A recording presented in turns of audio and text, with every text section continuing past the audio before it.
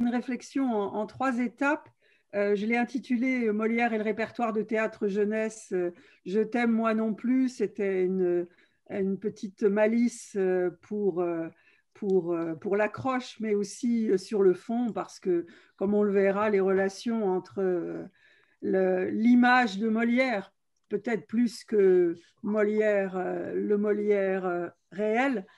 En tout cas, les relations entre l'image de Molière et le répertoire de théâtre jeunesse sont un peu du genre amour-haine. Alors, donc, les 3 parties que nous allons explorer ensemble, donc c'est la diapositive suivante. Donc, les 3 parties que nous allons explorer ensemble, dans un premier temps, je vais vous proposer un état des lieux avec quelques questions de définition, une présentation très rapide du corpus et de son contexte. Puis, dans un deuxième temps, on verra ensemble quel est l'héritage de Molière dans le théâtre jeunesse, donc entre rejet et attirance. Et dans un troisième temps, on verra quelles sont les questions qui se posent et les pistes de réponse que j'apporte.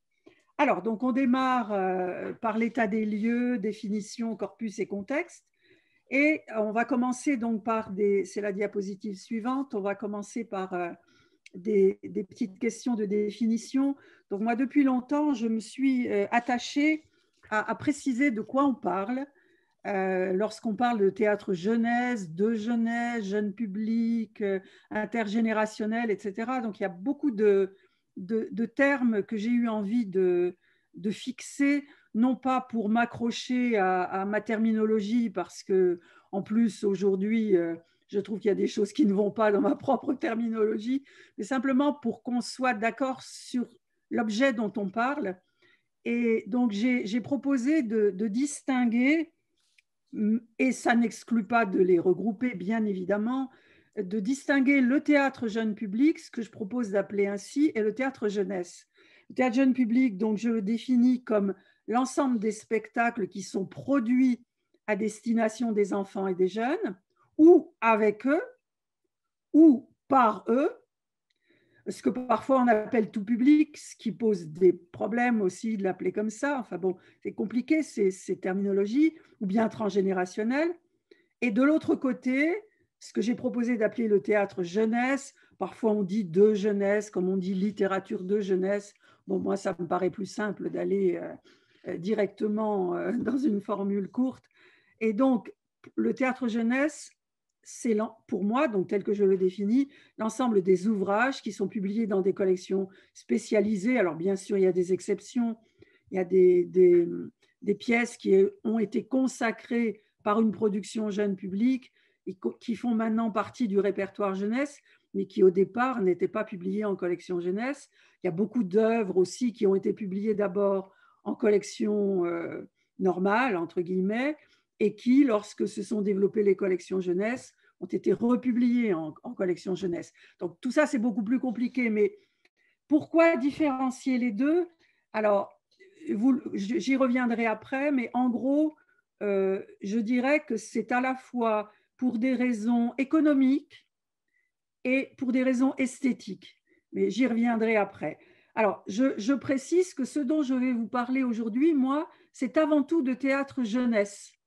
Il y aurait sans doute tout un travail à faire, mais moi, je travaille moins sur les spectacles que sur le répertoire publié, même si, bien évidemment, je vois et j'analyse des spectacles, mais mon véritable objet de travail, c'est le théâtre jeunesse. Donc, c'est de ça surtout dont je vais parler ce matin. Alors, je vais vous proposer très vite, alors il y en a peut-être parmi vous qui connaissent bien et qui n'ont pas besoin de ça, mais ça me paraissait quand même important de fixer quelques bornes, quelques repères pour qu'on sache ensemble de quoi nous parlons. Donc, je vous donne quelques repères en ce qui concerne le théâtre jeune public. C'est intéressant de regarder la chronologie parce que ça dit beaucoup de choses d'un point de vue historique, sociologique, politique aussi, hein, beaucoup même. Donc, en fait, en France, on a commencé à véritablement se dire que les enfants et les jeunes méritaient un théâtre d'art dans les années 30. Alors évidemment, tout ça s'est un peu interrompu pendant la Seconde Guerre mondiale, mais ça a continué à se développer après. Un des personnages importants, c'est Léon Chancerelle. Il faudrait d'ailleurs rajouter Rosemary Moudouès aussi, qui travaillait avec lui. Là, je fais référence au mouvement actuel qui fait qu'on ajoute des noms de femmes à des noms d'hommes, donc Léon Chancerelle et Rosemary Moudouès, donc qui ont vraiment initié ce théâtre d'art pour les jeunes. Après, un grand nom, c'est Catherine d'Asté. On parlait d'Avignon, là, entre nous, avant le démarrage. En 69, lorsque Villard a programmé Catherine d'Asté à Avignon, il s'est passé quelque chose. Ça a été une étape importante. Une autre date, alors vous voyez que, bon, je parcours tout ça à grands traits, mais 73, c'est la création par Jack Lang et Antoine Vitez d'un théâtre national des enfants à Chaillot. Et alors là, on est dans les années 70, on comprend bien ce qui s'est passé. 69, Catherine d'Asté à Avignon, c'est mai 68, c'est tout ce qui s'est passé, l'ouverture qui s'est produite en France, qui est la toile de fond de cette évolution. Et puis, la grande étape qui viendra après, donc en gros, dans les années 90, un des spectacles, parce qu'il y en a eu d'autres, et bien évidemment, ça n'est pas le seul, mais un des spectacles phares qui a marqué l'émergence de ce théâtre jeune public, c'est le travail de Joël Joanneau avec sa sœur, Marie-Claude Lepavec, avec le spectacle Mamie Watt en Papouasie, qu'il a écrit et mis en scène, alors qu'on connaissait Joanneau à cette époque-là pour son travail sur des auteurs comme Beckett, et c'était un metteur en scène absolument pas assimilé à ce qu'on se représentait être l'adresse au jeune public, et ça a eu vraiment beaucoup, beaucoup d'importance. Et aujourd'hui, ce sont des images de ce spectacle qui très souvent servent de référence quand on parle de théâtre jeune public. Après, donc, c'est tout un mouvement qui s'enchaîne.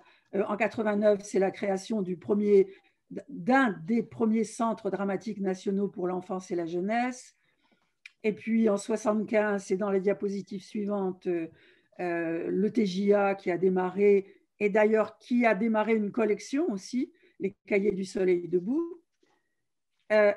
Donc là, je passe à quelques repères dans le théâtre jeunesse, et vous avez vu qu'en fait, bien évidemment, c'est logique, hein, le théâtre jeune public est antérieur à l'émergence du théâtre jeunesse, de l'édition en direction des jeunes, mais on voit bien le lien avec ce que je viens de vous dire sur le TJA, qui a démarré ce qui n'est pas vraiment une collection, mais le théâtre du TJA était dirigé par un metteur en scène et par un auteur, Michel Lieuet, le metteur en scène, et donc ils ont éprouvé ensemble le besoin de garder une trace des spectacles qu'ils produisaient en direction du jeune public, et c'est comme ça qu'ils ont créé les Cahiers du Soleil debout, qui ont ensuite été repris par les éditions théâtrales, quand ça s'est arrêté. La première vraie collection autonome de théâtre jeunesse, c'est Dominique Béraudy qui l'a créée en 87. Donc on voit qu'il a fallu finalement une bonne vingtaine d'années pour qu'on en arrive à ce que les jeunes et les enfants aient droit non seulement à du théâtre d'art, mais aussi à de la littérature dramatique. Donc ça, c'est très tôt théâtre, et c'est ce que j'appelle le début des collections autonomes. Ça n'était pas une collection en appui sur un théâtre, et bien évidemment, elle a eu un peu du mal à exister parce que c'était vraiment un travail de pionnier. Il n'y avait pas encore un lectorat. Déjà, en soi, le lectorat du théâtre est un lectorat dont on peut faire l'histoire, et elle est compliquée. Et dans ces années-là, il était très peu développé. Et c'est seulement, vraiment, on le voit, hein, 87, Béraudy, 89, la création des éditions Lanzmann, avec, à l'intérieur de la maison d'édition, des collections jeunesse.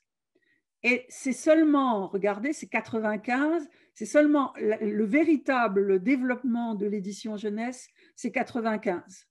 C'est-à-dire le fait qu'une maison d'édition de littérature jeunesse, l'École des loisirs, sous la direction de Brigitte Smadja, qui elle-même a aussi publié du théâtre, c'est à ce moment-là qu'on a dit que le théâtre, d'une part, en direction des jeunes, pouvait se lire, mais qu'il faisait aussi partie de la littérature jeunesse. Et là, bon, c'est un mouvement, toute une continuité. C'est vraiment intéressant de regarder les dates. 95, l'école des loisirs, donc une maison de littérature jeunesse. 99, tout le contraire, une maison d'édition qui se déploie de façon multidirectionnelle, on va dire, et donc Actes Sud, et en partenariat avec EIOCA, le centre EIOCA dont je parlais, le CDNEJ. Et donc, c'est Actes Sud qui a démarré une collection du côté des maisons d'édition, des grosses maisons d'édition généralistes, avec une particularité pour cette collection qui a été, alors c'est un peu plus compliqué, ils avaient déjà publié du théâtre jeunesse avant, mais la collection majeure, c'est la collection EIOCA Jeunesse, avec des illustrations que vous connaissez sans doute, qui aujourd'hui est arrêtée d'ailleurs. Puis 2001, la collection jeunesse des éditions théâtrales, 2002, l'Arche, et puis qui a développé ensuite un partenariat avec Amstramgram à Genève, avec Melchior. 2009, donc on voit qu'il y a eu un petit creux. Puis en 2009, Espace 34, je vous en montrerai, et la dernière grande maison d'édition de théâtre, et moi j'attendais de voir à quel moment ils allaient s'y mettre, et donc ils ont pris un peu leur temps, mais ça c'est quand même fait. Donc ce sont les Solitaires Intempestifs qui ont démarré une collection jeunesse en 2014. Alors, un petit bilan. Je me suis amusée, alors c'était un travail de bénédictin, mais je me suis amusée par différents moyens, avec toutes sortes d'outils, à essayer de déterminer quel était véritablement ce corpus de théâtre jeunesse. Et j'en suis arrivée, alors aujourd'hui, je pense qu'on est autour de 1200 pièces. Je n'ai pas recommencé le travail parce que c'est vrai que c'est un peu ingrat, mais je pense qu'on est plus près de 1200 que de 1000. Donc, c'est énorme, environ 500 auteurs, alors des auteurs qui ne sont pas tous spécialisés en théâtre jeunesse, mais il y en a. Il y a des auteurs qui, sauf de rares exceptions et parfois sans exception, se destinent à l'adresse théâtrale aux jeunes.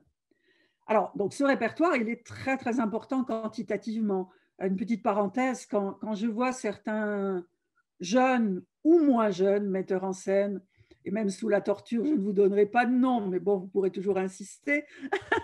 En tout cas, quand je vois certains metteurs en scène se livrer à la énième adaptation de tel conte de manière plus ou moins inspirée, j'ai envie de leur dire, mais allez donc regarder, là, dans les 1200 pièces qui sont à votre disposition, ce Café Castan, ce Café Pie et tant d'autres.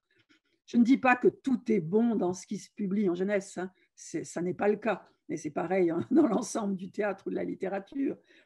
Mais tout de même, quoi, il y a des moments où, moi, je l'ai beaucoup dit à mes étudiants et dans les formations, je le redis, je trouve qu'en France, et ça s'accentue avec les écritures de plateau, le monde du théâtre, souvent, ne lit pas assez de théâtre. Et je parle des professionnels de la scène. Et par moments, je trouve que c'est un vrai problème. Alors bon, je referme cette parenthèse. Alors, je continue dans ce bilan.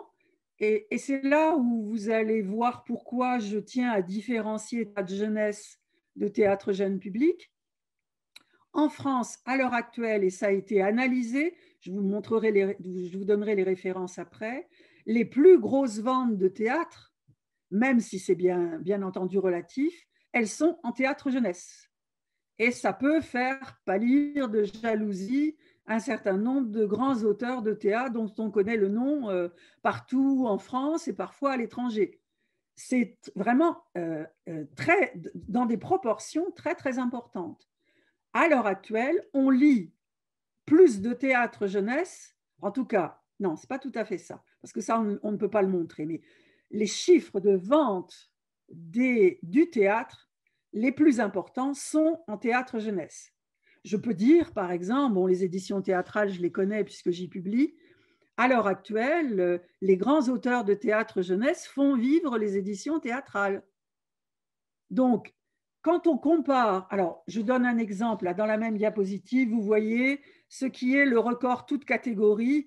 Alors, ce qui est un peu dommage, c'est que c'est loin d'être la meilleure pièce jeunesse ou une des meilleures pièces jeunesse, mais c'est comme ça, les enseignants l'ont adopté, et après tout, c'est très bien. Une petite histoire de pingouin qui décide d'aller voir dans le sud comment ça se passe. Bon, ceci dit, les changements climatiques vont rendre la pièce beaucoup plus intéressante et vont lui donner toute son actualité. En tout cas, c'est ce long voyage du pingouin vers la jungle qui est le record toute catégorie en termes de chiffres de vente. Alors, si on continue dans le bilan, sachant qu'on peut remarquer que la France a un rôle très particulier dans l'édition du théâtre parce que beaucoup d'auteurs québécois ou suisses sont publiés en France, à la marge chez Lanzmann, mais le plus gros en France. Donc on voit bien le rôle important de l'édition, y compris pour le théâtre, pour la production au jeune public. Et l'autre chose que je veux formuler dans ce bilan, c'est que, et moi, ça me permet de poser quelques questions. Il est certain, là aussi, il y a eu tout un travail d'enquête réalisé par une association à la demande du ministère de la Culture. Donc, Seine-France et d'ailleurs à Cité Jeunesse. Donc, une enquête, un travail d'enquête a été fait 2 fois sur les moyens, enfin une fois publié et est en train de se faire une 2e fois, donc pour examiner les moyens dont dispose le théâtre jeune public. Et cette enquête a montré que l'économie du jeune public n'est absolument pas à la hauteur de l'économie du théâtre qui se produit. Donc, vous voyez, quand je cherche à faire en sorte qu'on parle bien des mêmes choses, le théâtre jeunesse est florissant dans la littérature dramatique dans son ensemble, alors qu'à l'inverse, les spectacles jeunes publics, aujourd'hui encore, même si ça a évolué, et tant mieux, et il y a tout un travail militant derrière qui permet cette évolution, mais il n'en reste pas moins qu'à l'heure actuelle, monter du théâtre jeune public se fait avec moins de moyens, moins de temps de répétition, etc., avec des prix de vente qui ne sont des spectacles qui ne sont pas les mêmes, même si, bien sûr, il y a des exceptions. Je citais dans la diapositive précédente Pomera, Pi ou notre cher président de l'ANRAT, Emmanuel de Marcimota. Alors, peut-être qu'on peut remonter à la diapo d'avant. Tu as été trop vite, Philippe. L'autre... Ah L'autre chose que je veux signaler en termes de bilan sur l'écart entre le jeune public et le jeunesse, c'est qu'il me semble que depuis quelque temps, c'est creuser un fossé. Alors, il existait un peu au départ, il me semble qu'il s'est accentué, un fossé sur le plan esthétique et éthique entre ce qui se publie et ce qui se produit et se monte et se diffuse. Voilà. C'est ce que vous voyez dans la, voilà, c'est ce que vous voyez dans la diapositive qui est revenue. Je m'interroge. Alors, il se trouve qu'à l'ANRAT, nous avons démarré il y a 2 ans toute une série de rencontres autour des questions de censure, autocensure, et nous continuons. Hein, je le signale à la marge, mais donc forcément, moi, ces questions m'intéressent. Je fais l'hypothèse, je formule l'hypothèse qu'à l'heure actuelle, les éditeurs et les auteurs osent beaucoup plus dire le monde actuel, évoquer des sujets actuels que le monde de la production jeune public.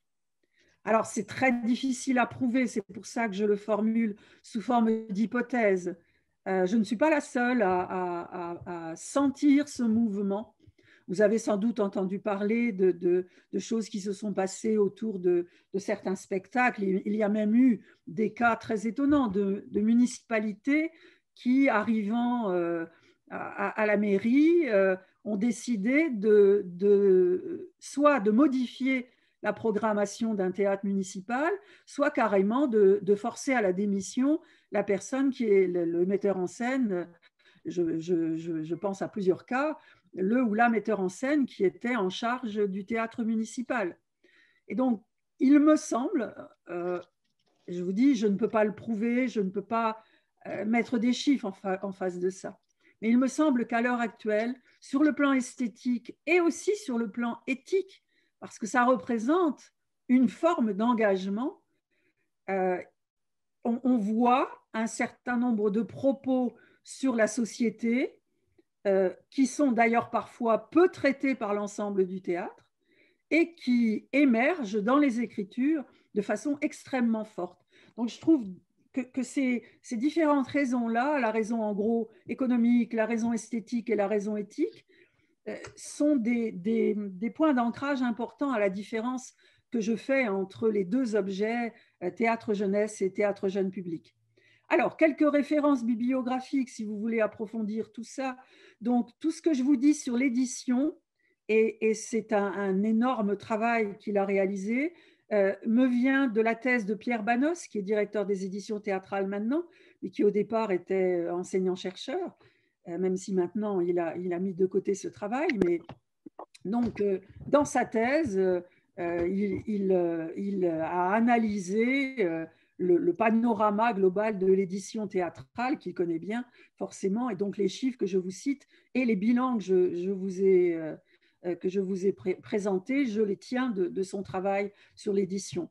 Après, je vous renvoie à un numéro d'une revue que vous connaissez peut-être, Ubu, qui est une revue de théâtre qui a une caractéristique intéressante, c'est qu'elle est bilingue. Et donc, j'avais proposé un article dans cette revue et qui était donc en 2010. D'ailleurs, quand je le relis, je vois à quel point, en 10 ans, on a beaucoup, beaucoup bougé. Et donc, vous y trouverez différents articles vraiment intéressants dans cette revue. Et autre référence bibliographique, un très, très beau numéro de la revue Théâtre aujourd'hui. Donc, c'est dans la diapositive suivante où on voit justement une image du spectacle auquel je faisais référence donc Mamie Watt en Papouasie de Joël Joanneau. Donc, c'est un très, très beau numéro de cette revue importante dans le domaine du théâtre. C'était en 2003. Et voilà, c'est ce que je disais, ce spectacle de Joanneau, il a vraiment marqué l'histoire et les imaginaires.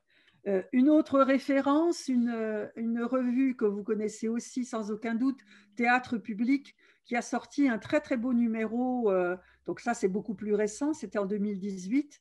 Et donc j'ai proposé, alors il y a plein de choses vraiment très très intéressantes dans cette revue. Je vous invite vraiment à aller lire les articles qui s'y trouvent. Moi, j'ai proposé une réflexion sur les formes d'engagement. J'ai exploré cette question dans différentes communications et articles. Et ça m'intéresse beaucoup. Et j'en ai fait l'objet d'un double colloque auquel faisait référence Philippe. Et donc, je vous invite vraiment à aller lire ce très beau numéro et une réflexion de Suzanne Lebeau, qui était alors en thèse, une thèse qu'elle a soutenue maintenant, mais sur son expérience. Il y a un article de Nathalie Papin, enfin, il y a plein de choses vraiment intéressantes dans ce numéro. Alors, on continue. Donc, maintenant, la question que j'ai envie de poser et à laquelle je vais répondre, qu'est-ce qu'il en est de l'enseignement de ce répertoire dans le cadre de l'enseignement? Alors, je n'ai pas étendu ma réflexion au conservatoire, aux formations des comédiens, mais ça, c'est une piste que j'aimerais. Alors, ça n'est pas forcément facile d'avoir des chiffres et un panorama précis, mais je sais qu'à l'heure actuelle, c'est un peu un angle mort dans ce que je vais vous présenter, mais ça, c'est quelque chose que je poursuivrai, que j'ai envie sur quoi j'ai envie d'avoir une idée claire pour pouvoir aussi éventuellement y faire un travail militant, parce que je crois qu'il y a à développer la présence du théâtre jeunesse dans la formation des comédiens. Dans mon HDR, donc dans la seconde thèse, si vous voulez, que font les universitaires et qui leur donne la possibilité d'encadrer des thèses, dans mon HDR, je développais l'idée que le répertoire de théâtre jeunesse est un excellent outil de formation des comédiens, à la fois les comédiens en tant que possibles lecteurs, par rapport à ce que j'évoquais sur la nécessité de la lecture, et aussi les comédiens en tant que comédiens et les metteurs en scène en tant que metteurs en scène. Alors ça, je l'affirme là aussi sans pouvoir le prouver de façon scientifique, mais je le sais par expérience. Rentrer dans des écritures jeunesse, se poser des questions sur le jeu et sur la mise en scène, ce sont des expériences difficiles, ce qui explique que certains textes jeunesse ne sont pas montés ou ne l'ont pas été beaucoup, c'est qu'ils sont souvent difficiles à monter, et jouer dans des spectacles jeunesse dans lesquels, ça n'est pas le cas tout le temps, hein, il y a des pièces jeunesse sans personnages d'enfants, à commencer par Mamie Watt en Papouasie, hein, mais quand même, malgré tout, là où il y a le plus de personnages d'enfants, c'est dans le répertoire de théâtre jeunesse. Eh bien, jouer l'enfance, à peu près à égalité avec jouer la vieillesse, hein, c'est extrêmement difficile, et donc c'est très formateur. Alors bon, je referme cette parenthèse, donc là, je vais vous parler de l'enseignement en général. Alors, je vous mentionne sans rentrer trop dans le détail, mais vous verrez, c'est très éclairant. Il y a une recherche qui a été menée, donc qui est déjà un petit peu ancienne, mais vous verrez qu'elle garde son actualité, de 90 à 92 par une équipe de ce qui s'appelait à l'époque l'INRP, et qu'on a quelque peu sabordé il y a quelques années sous ce cher président Sarkozy. Donc, cette recherche s'intitulait « Quel texte au collège ?» Ça a été publié dans le volume dont vous voyez l'image. Et alors, quand on regarde, bien sûr, je vais présenter ça de manière rapide, c'est dans la diapositive suivante. Quand on regarde les résultats sur la place du théâtre dans l'enseignement de la littérature, eh bien, la place qu'il a, elle est vraiment réduite à la portion congrue. À l'époque, on appelait ça lecture suivie, c'est-à-dire dans la pratique du texte long, le texte de théâtre représente 26% et 69% pour le narratif. Dans la pratique des textes courts, ce qu'on appelait à l'époque lecture expliquée, regardez le chiffre, 2%.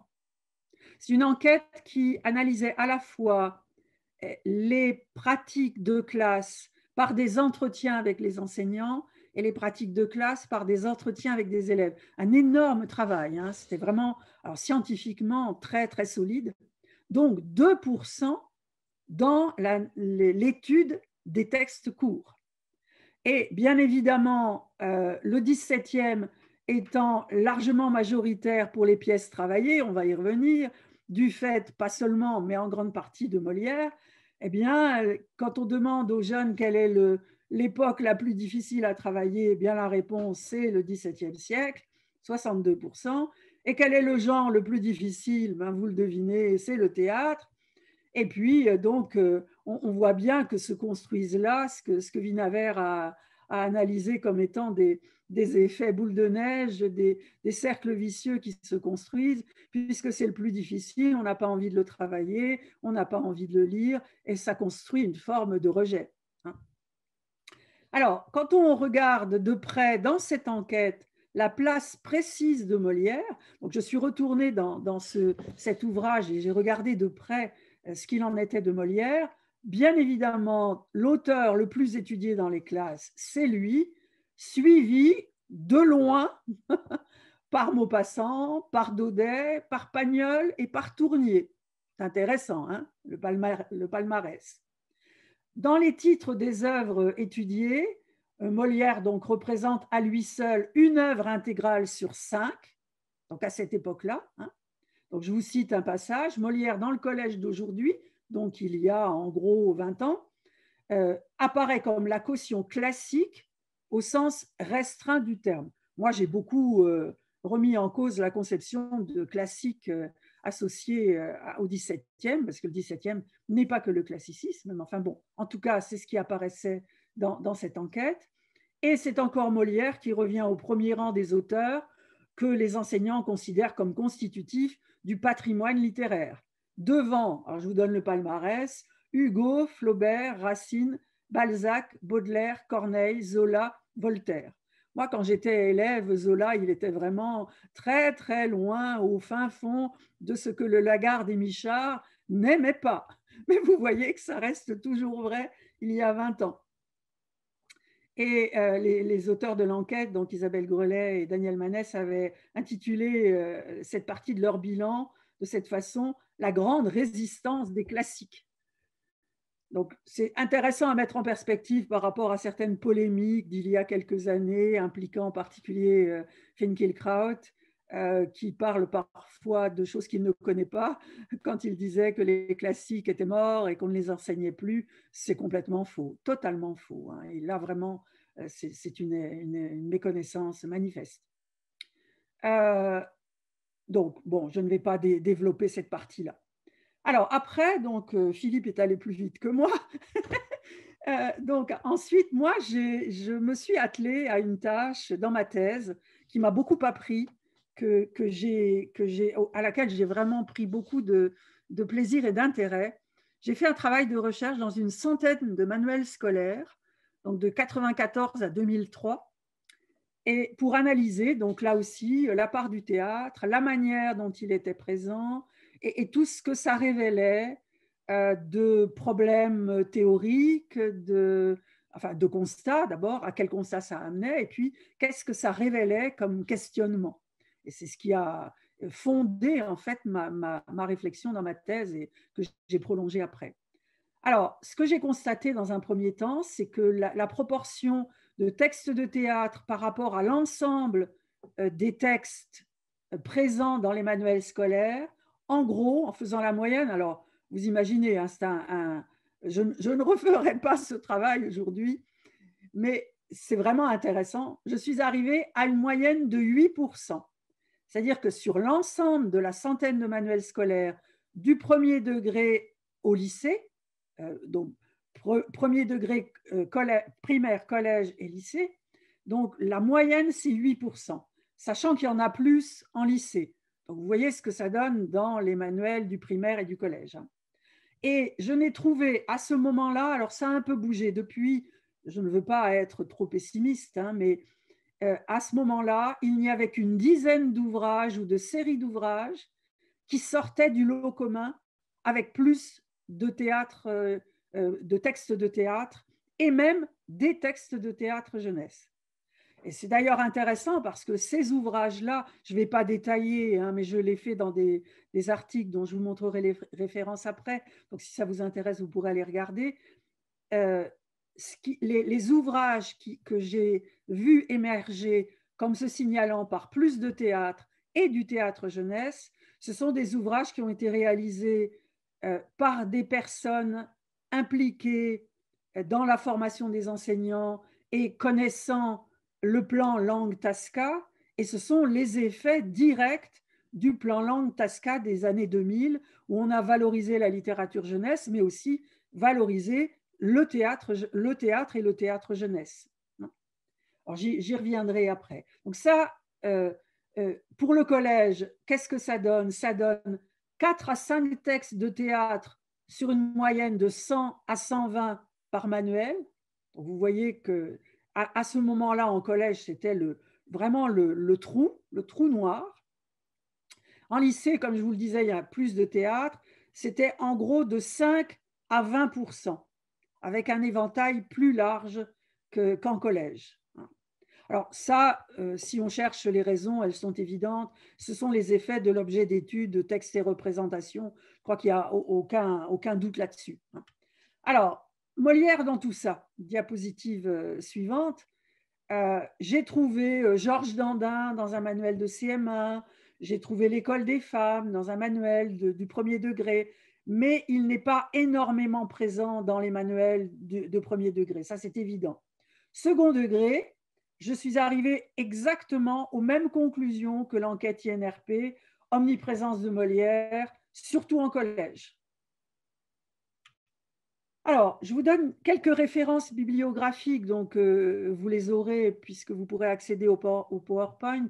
L'article dans lequel j'ai analysé tout ça vraiment beaucoup plus en détail c'est dans l'ouvrage dont vous voyez, donc dans l'ouvrage collectif, ce sont les actes d'un colloque, en fait, dans le réseau des chercheurs en didactique de la littérature dont je fais partie.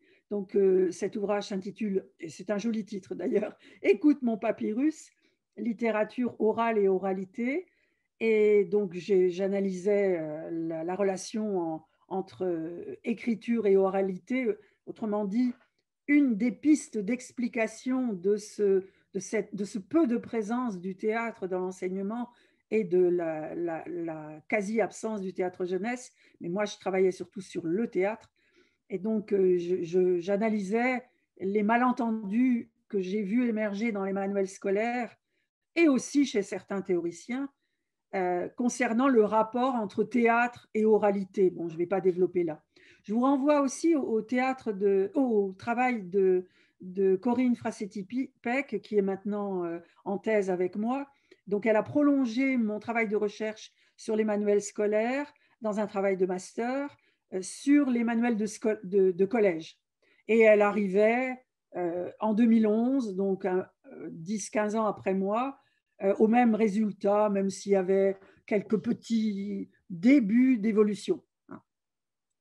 Alors, je voulais évoquer aussi, pour faire ce bilan, une recherche plus récente qui a été menée au sein de mon groupe de recherche, qui à l'époque s'appelait le CEDILIT, donc qui a repris, c'est très intéressant comme démarche, qui a repris toutes les procédures du travail d'enquête que j'ai mentionné avant, sur lequel je me suis appuyée, donc réalisé par une équipe de l'INRP. Et donc, les chercheurs de mon groupe ont repris les mêmes procédures et ont fait un bilan, donc 20 ans, 25 ans plus tard. Donc, je vous renvoie à 2 articles, le corpus de littérature en 4e, 3e état des lieux, donc par 2 collègues, Gersande Plissonneau et Isabelle Olivier, et puis un autre écrit par Isabelle Olivier et puis Anne Wiber que nous connaissons maintenant à l'ANRAT parce qu'elle est devenue depuis inspectrice générale. Donc cet article s'intitule « Professeur de lecture ou de littérature, entre dire et faire, une enquête sur le rapport personnel des enseignants à la littérature ». Ce sont des articles vraiment très, très intéressants qui s'inscrivent dans toute une partie de la recherche actuelle qui travaille sur la littérature sous l'angle de la réception. Et moi, je m'inscris là-dedans aussi, hein, mais j'y reviendrai après. Alors, dans cette recherche plus récente, qu'est-ce que ça donne pour le théâtre et pour Molière? Les conclusions auxquelles elles arrivent, c'est que la concentration, donc c'est la diapositive suivante, hein, Philippe, c'est qu'il y a toujours une concentration extrêmement forte de quelques titres, surtout étudiés dans leur entier. Ça, c'est quelque chose qu'il faut mettre en avant, hein. Vinaver, dans son travail d'enquête que je cite souvent, le compte-rendu d'Avignon des 10 000 mots dont souffre l'édition théâtrale et des 36 remèdes pour y remédier. Non, ce n'est pas tout à fait ça. Enfin, après, ce n'est pas grave. Donc, Vinaver disait qu'un des remèdes importants aux problèmes posés par la difficulté de lire du théâtre, problématique, c'est le fait qu'on n'étudie pas assez de théâtre en extrait. Et moi, je suis vraiment entièrement d'accord avec ça et j'ai vraiment développé j'ai essayé d'inventer des choses dans le domaine pour que le travail en extrait joue le rôle que Vinaver lui assigne à juste raison, hein. Donc, ce travail de recherche plus récent montre qu'on n'a pas bougé depuis 30 ans, ce qui est quand même un peu gênant. Le XVIIe siècle reste le siècle majoritairement étudié en théâtre et reste considéré comme le plus difficile. Molière est toujours le premier auteur de théâtre, mais alors assez bizarrement, je ne sais pas s'il faut y voir quelque chose de précis, mais il perd un petit peu de sa présence en classe de 4e. Moi, je n'ai pas trouvé d'explication à ça. Peut-être que c'est simplement un peu le hasard, je ne sais pas. Peut-être qu'il y a aussi des raisons, peut-être, disons, de sociologie du public adolescent, hein, c'est possible. Alors maintenant, donc, vous voyez que le bilan trace un panorama où Molière est vraiment en majesté, et en même temps, on voit que ça va de pair avec une difficulté à prendre en charge le théâtre dans l'enseignement de la littérature. Alors maintenant, dans ce travail de panorama, je vais m'interroger sur la présence institutionnelle du théâtre jeunesse. Bon, je vais parcourir tout ça à grands traits, mais vous verrez qu'on y voit des choses intéressantes. Alors, dans le premier degré, donc on voit aussi toute une histoire, hein. Dans le premier degré, les choses ont commencé à bouger sous l'effet du plan langue Tasca que je mentionnais tout à l'heure. Donc, regardez les dates.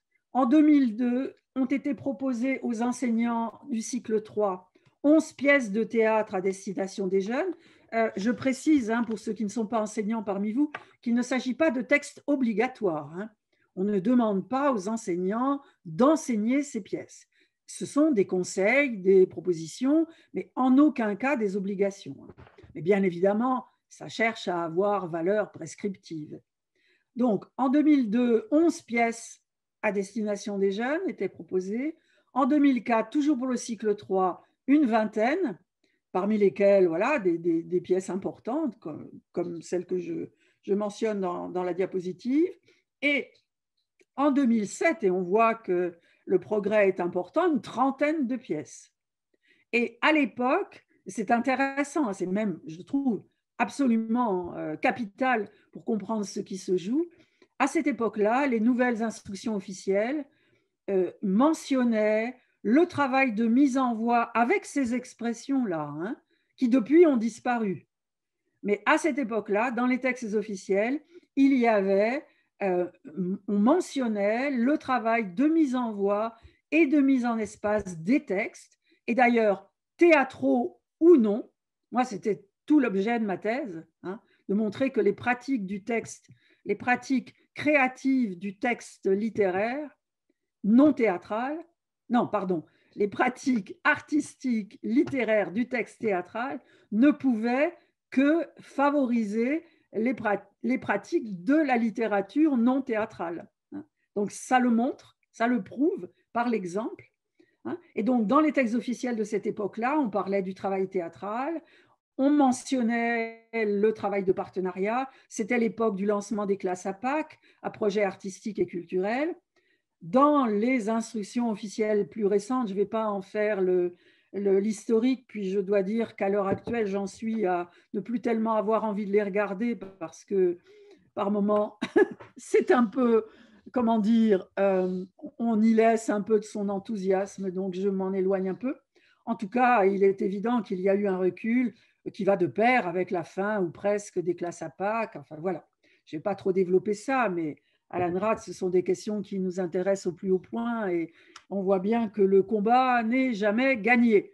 On a cru qu'il l'était dans les années 2000-2005 et puis voilà, on se rend bien compte que l'ouvrage est à remettre sur le métier. Je vous montre dans la diapositive suivante quels étaient les textes proposés en cycle 3. Alors, je ne vais pas tous les lire, mais vous pouvez comme ça très vite regarder les noms. Alors, bon, moi, il se trouve que j'ai participé à cette liste et puis à celle du collège que je vous montrerai après, mais pas seul, évidemment. Là-dedans, il y a des textes et des auteurs qui sont moins importants que d'autres, c'est évident. Mais il y a aussi certains des grands noms du théâtre jeunesse et c'est vraiment très, très bien. Alors, dans le second degré maintenant, donc en collège, l'histoire est vraiment emblématique, donc c'est la diapositive suivante. Donc comme je vous le disais, grand trou noir en matière de programme et de manuel jusqu'en 2012. Donc on voit que le primaire a réagi très vite par rapport aux effets, dans les effets de la loi Langue-Tasca, et qu'en collège, il a fallu beaucoup, beaucoup plus de temps, et les résistances, eh bien, on les précisera tout à l'heure, mais on voit bien où elles sont. La force de la valeur patrimoine a fait que, voilà, ça a eu du mal à bouger. Il n'y avait pas de rubrique théâtre dans les documents d'accompagnement du collège d'alors. Moi, j'ai enseigné en collège pendant longtemps avant d'être universitaire. Je m'en rendais bien compte. Hein. J'étais de ce point de vue-là complètement à la marge si je ne travaillais pas Molière ou quelques classiques. Et donc, il y avait des albums, il y avait des bandes dessinées, mais il n'y avait pas de théâtre, ce qui était quand même un peu ahurissant. Hein. Alors, on trouvait quand même, quand il y avait dans les manuels et dans les instructions officielles aussi, quand il y avait un peu plus de textes de théâtre, c'était très souvent en lien avec l'argumentation. J'ai analysé ça dans ma thèse en termes de représentation. Ça veut dire qu'on associait, et on associe encore souvent, et dans les manuels, c'est toujours présent, théâtre, dialogue et argumentation. Ce qui fait que je me demande ce qu'on fait des pièces didascaliques du genre Beckett, et il y en a beaucoup d'autres, et qu'est-ce qu'on fait des pièces qui ne sont pas sur le modèle du conflit interpersonnel. Voilà, ça pose énormément de questions. Donc, moi, c'est ce qui m'a permis de déterminer qu'on avait affaire là à une forme de modèle prégnant que j'appelle le modèle Molière. Je n'offense pas Molière en disant ça. Je critique l'usage qu'on fait de sa richesse, y compris d'ailleurs, là, moi j'ai analysé ça de près, et je ne suis pas la seule à le dire, et j'ai commencé à m'y intéresser en lisant L'Art Thomas, qui expliquait qu'on enseignait trop Molière et qu'on l'enseignait très mal. Et moi, je me suis rendu compte à quel point on m'a très, très, très mal enseigné Molière. Alors, on y reviendra après, mais je crois que c'est très, très net. Pour ces raisons-là. Alors, justement, les raisons. Moi, mes pistes d'analyse, c'est qu'il y a derrière tout ça, en dehors de la question patrimoniale, des questions liées à la théorie du texte de théâtre, à la conception du texte de théâtre. J'ai vu des choses dans les manuels scolaires, mais aussi dans les textes officiels, y compris de lycée, alors qu'on y attendrait tout de même un peu plus de pensée théorique sur ce que c'est qu'un texte de théâtre et sur l'histoire du texte de théâtre. Donc, on voit des choses un peu ahurissantes. Très souvent, le texte de théâtre, comme je le formulais, est assimilé, et ça veut dire quelques siècles de retard quand même, uniquement au texte dialogué. On ne pense pas l'articulation entre texte dialogué et texte didascalique. On définit mal ou pas, ou n'importe comment, le texte didascalique. Par exemple, dans les manuels scolaires, j'ai cherché dans les chapitres consacrés à l'auteur s'il y avait des auteurs de théâtre. Vous devinez la réponse? Non. C'est toute la fiction totalement absurde, et le répertoire contemporain mais le démontre à foison, qui ferait que le théâtre n'aurait pas d'auteur. Il aurait des voix, des comédiens, des personnages, mais pas d'auteur. Or, alors c'est d'ailleurs étonnant parce que on voit beaucoup tout un récit presque mythologique sur Molière, sa maladie, ses affaires de cœur et de sexe, etc. Mais dans les chapitres des manuels sur les auteurs et la part autobiographique de l'écriture, il n'y a pas de théâtre, ce qui est une contradiction avec ce qu'on raconte sur Molière et ce qu'on met beaucoup en avant. Et puis, c'est une absurdité en soi, hein, bien évidemment. Et puis, alors, des choses sidérantes. Et je vous dis, là aussi, à la fois dans les manuels, mais aussi dans les textes officiels, sur la manière dont on prend en charge le texte didascalique liminaire des pièces. Moi, par esprit de contradiction, mais pas seulement, j'en ai fait la base des propositions que je fais, que je suggère, à savoir travailler beaucoup avec les incipits des pièces. C'est vrai en général des œuvres littéraires, de toutes les œuvres littéraires, ça a été analysé, il y a une forme de contrat qui se met en place entre l'auteur et le lecteur, et aussi la théâtralité, les personnages au début d'une œuvre, quand elle est de théâtre, qui est vraiment passionnant et très très riche c'est vraiment un excellent outil.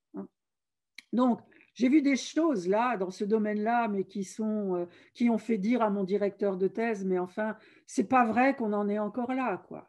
Alors que les études théâtrales se sont développées à l'université, on a l'impression que les gens qui font les manuels scolaires, comme ceux qui font les textes officiels, ne savent absolument rien sur l'histoire du théâtre, sur ce que les études théâtrales ont mis en avant, ont fait bouger, ont apporté. Enfin, c'est un peu désespérant, hein. C'est vraiment, hein. Alors, il y a des contre-exemples, bien évidemment. Alors, qu'est-ce qui s'est passé en 2012 en collège? Donc, en complément des titres de littérature patrimoniale qui étaient inclus dans les programmes, donc la DGESCO, à la rentrée 2012, a donc proposé une liste de lecture. Alors, je cite l'expression parce que je trouve ça intéressant, pour enrichir l'expérience de lecteur de collège.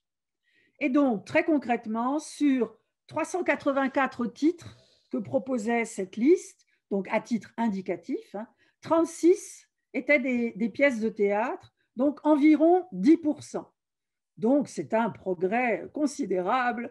On passait d'une moyenne de 8 à 10, mais comme avant, en collège, il n'y avait rien, c'est quand même un beau progrès. Donc, le récit reste majoritaire, mais voilà, on a de la littérature contemporaine, de la littérature contemporaine jeunesse et du théâtre contemporain et jeunesse plus présent avec Philippe Dorin, Fabrice Melchior, Nathalie Papin, qui pour moi aujourd'hui sont devenus des classiques du théâtre jeunesse. Alors je vous montre cette liste d'accompagnement de 2012.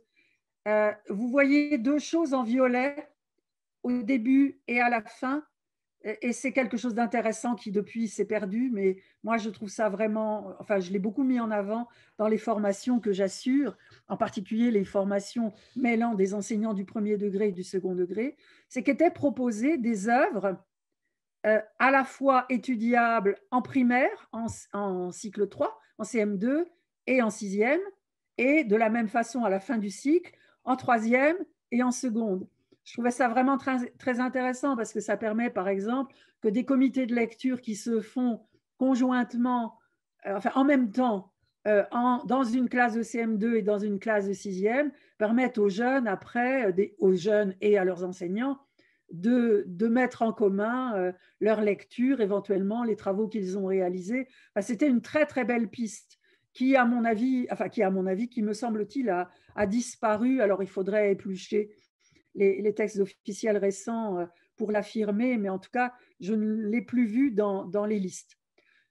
À l'époque, c'était des listes proposées par les documents d'accompagnement en 2012. Depuis, il n'y a plus de documents d'accompagnement. Et alors, j'ai fait l'expérience pour cette formation d'essayer de trouver sur le site du ministère de l'Éducation nationale les listes de pièces recommandées. Et je ne suis pas arrivée à les trouver.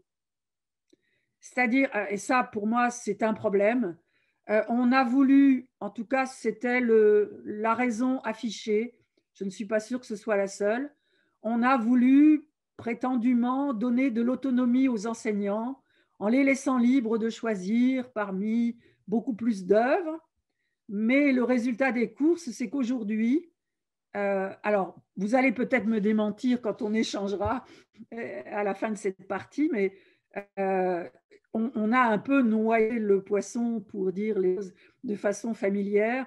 Moi, je pense qu'il faudrait réfléchir à afficher un peu plus clairement les propositions qui sont faites aux enseignants. On sait qu'il y a de moins en moins de formations. Et on sait à l'ANRAD que si on a beaucoup de monde dans nos formations, c'est aussi parce qu'il y en a moins sur le plan institutionnel. Donc, je vois un risque très grand que l'évolution qui s'est mise en marche à partir des années 2000 se retrouve en quelque sorte en état de déperdition, de dissolution dans un grand ensemble où on affiche des volontés, mais comment mettons en place les outils précis? Alors bien sûr, à côté, là, je ne parle pas de tout ce qui se fait à Théâtre en Acte, mais là, on est un petit peu en marge de l'institution. Là, moi, je parle de ce qui est textes officiels, instructions officielles et toute l'institution. Alors, un petit bilan sur la situation actuelle. Il me semble que, donc, alors je reprends un peu ce que j'ai déjà formulé, que l'institution n'a pas vraiment réglé les dilemmes, les problèmes esthétiques théoriques que j'ai pu relever. Et il me semble, alors ça, je ne l'ai pas formulé, mais je le dis, euh, ah oui, je vois un message d'une collègue qui dit qu'on aimerait plus de liberté et peut-être moins d'encadrement. Moi, je ne suis pas en train de dire qu'il faut plus encadrer. Je suis en train de dire qu'il faut valoriser et amener les enseignants à connaître un certain nombre de pièces et avoir des outils qui leur permettent de les explorer. Hein. Je ne suis pas en train de parler de listes contraignantes sur un modèle soviétique. Hein. On n'en est pas là. C'est absolument pas ça que j'évoque, hein, bien sûr. Donc, dans le bilan que je dresse, c'est qu'il y a une prise en compte vraiment, alors je dis hasardeuse, et je crois que parfois c'est un terme un peu gentil, de la notion de dramaturgie, qui n'apparaît, pour ainsi dire, pas. Moi, dans les manuels que j'ai analysés, décortiqués, le mot dramaturgie n'apparaissait pas, y compris en lycée. Depuis, ça m'a été renvoyé par certains collègues, on le voit apparaître dans quelques manuels, mais c'est ahurissant qu'il ne soit pas plus présent et qu'il ne soit pas pris en charge sur le plan de la définition, sur le plan historique, enfin bon, sur le métier que ça représente. Et puis, il y a énormément de questions d'esthétique théâtrale et d'histoire de l'esthétique théâtrale qui ne sont absolument pas présents. Et c'est vraiment frappant. Alors, j'ai même l'impression, c'est dans la diapositive suivante, j'ai même l'impression que les fossés se sont à nouveau creusés entre les deux approches nécessaires, mais dont il faut penser l'interaction entre le théâtre comme littérature dramatique et le théâtre comme pratique scénique de plateau et de réception. J'ai la sensation, alors là aussi c'est difficile à prouver, hein, j'ai l'impression qu'on est en train de repartir en arrière. Alors, par méconnaissance, c'est ce que je vous disais, peu ou pas de didactisation institutionnelle des apports de la recherche en études théâtrales en art du spectacle, et puis aussi sous les coups de butoir d'une espèce de mythification de l'improvisation. J'ai beaucoup discuté de ça avec Jean-Pierre Ingart parce qu'il a fait partie de ceux qui ont mis en avant les outils de l'improvisation il y a 30 ans pour ensuite écrire un article, et moi j'ai repris ça pour montrer que c'était aussi qu'il y avait des risques à trop valoriser l'improvisation. Et on est en train, alors on l'a vu ces dernières années, on est en train de revenir à cette espèce de mythe de l'expression sans grands outils. Alors, je ne dis pas que c'est toujours fait comme ça, c'est beaucoup plus complexe, bien évidemment, mais il faut faire attention à ça. Et puis, l'autre raison à ce que je crois être un retour en arrière, c'est que ce sont des raisons idéologiques. Alors, j'ai mis entre parenthèses voir les assises prochaines. Philippe vous en parlera peut-être en conclusion, mais donc nous préparons dans la suite d'un colloque qui s'est tenu à Grenoble des assises portées par l'ANRAT, au cours desquelles moi je proposerai une réflexion que je vais reprendre et que j'avais déjà démarré sur toutes ces questions-là. Alors, bilan du bilan, avant de terminer, de conclure ma première partie. Donc, c'est la diapositive que vous voyez. On se situe avec tout ça entre enseignement et sociologie. Je parlais de raisons idéologiques.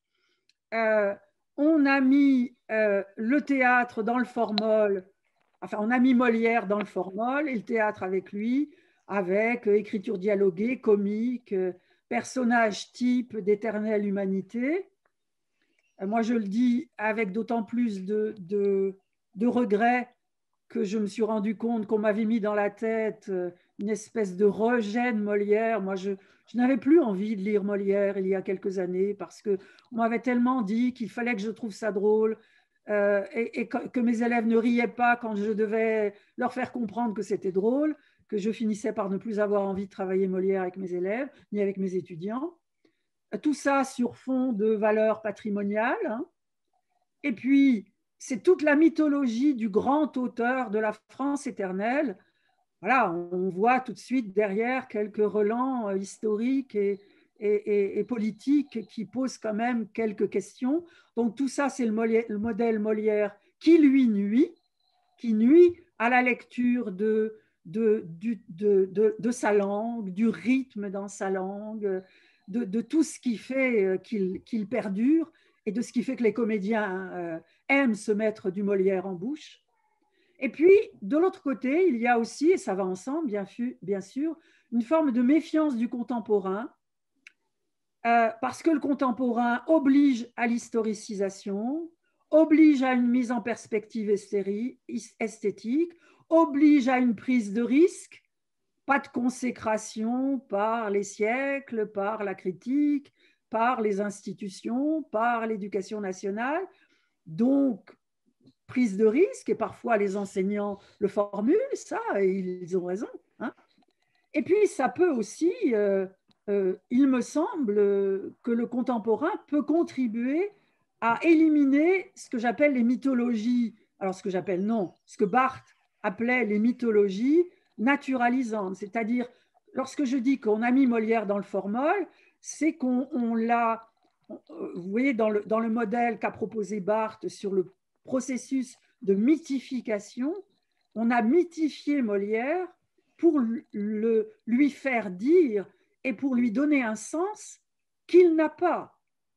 Et avec d'ailleurs des contradictions, quand on analyse la manière dont il est présenté dans les manuels, je l'ai déjà formulé, ce qui fait que le Lagarde et Michard refusaient Zola aurait très bien pu faire qu'on refuse Molière. Sa vie n'était peut-être pas aussi, comment dire, moralement idéale, pas plus que celle de Zola. Or, ce n'est pas ce qui s'est passé. Donc, il y a une mythification de Molière qui lui porte préjudice et qui porte préjudice à sa lecture. Et c'est tout le sens de l'opération Molière que propose Lanrat.